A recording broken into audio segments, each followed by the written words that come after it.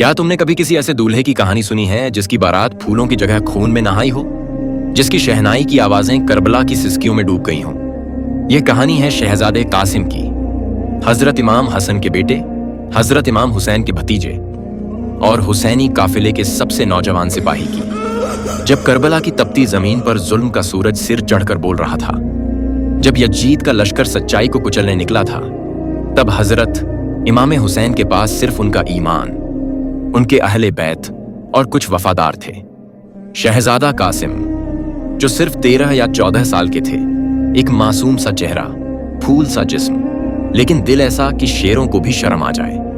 جب ایک ایک کر حسینی قافلے کے بہادر شہید ہونے لگے تو حضرت قاسم نے حضرت امام حسین سے اجازت مانگی، چاچا جان، کیا میری قربانی کربلا کی زمین قبول کرے گی؟ حضرت امام حسین کا دل کانپ گیا۔ آخر وہ ان کا بھتیجا تھا، بھائی حضرت امام حسن رضی اللہ تعالی عنہ کی امانت۔ انہوں نے کہا، قاسم، تم ابھی بہت چھوٹے ہو، تمہارا نام ابھی شہادت کی فہرست میں نہیں ہے۔ لیکن قاسم نے کہا، اگر اس جنگ میں حق کے لیے مرنا ہے تو اس سے بڑی زندگی کیا ہوگی؟ حضرت امام حسین کا دل ٹوٹ گیا۔ انہوں نے اپنے بھائی حضرت امام حسن کی ایک امانت حضرت قاسم کو دی۔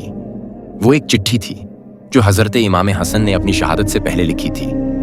اس چٹھی میں لکھا تھا، میرے پیارے بیٹے قاسم، جب کربلا کی جنگ میں امام حسین اکیلے پڑ جائے تو تم اپنا سب کچھ قربان کر دینا، چاہے وہ تمہاری جوانی ہو یا تمہارے سپنے۔ حضرت قاسم کی آنکھوں میں آنسو تھے، لیکن وہ آنسو کمزوری کے نہیں، وفا کے تھے۔ حضرت امام حسین نے اس کی پیشانی کو چوما۔ اس معصوم کو ایک لباس پہنایا گیا جو کبھی دولہا بن کر پہننا تھا، لیکن اب وہ لباس کفن بننے والا تھا۔ شہزادے حضرت قاسم کا گھوڑا میدان میں اترا۔ وہ آواز دیتا گیا، میں قاسم بن حسن ہوں، حضرت امام حسین کا بھتیجا ہوں، حق کے لیے آیا ہوں اور ظلم سے کوئی سمجھوتا نہیں کروں گا۔ یزیدیوں نے پہلے تو ان کا مذاق اڑایا، یہ بچہ کیا لڑے گا، لیکن پھر وہ بچہ ایسا لڑا کہ گھڑ سواروں کے پسینے چھوٹ گئے۔ اس کے ہر وار میں اللہ کی طاقت تھی اور ہر چوٹ میں امام حسین کی وفا، لیکن آخر وہ اکیلا تھا اور دشمن ہزاروں۔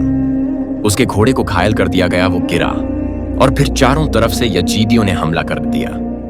جب حضرت امام حسین وہاں پہنچے تو دیکھا ان کا معصوم بھتیجا زمین پر ٹوٹا پڑا ہے۔ اللہ اکبر! جسم پر تلواروں کے زخم تھے، لیکن چہرے پر سکون تھا۔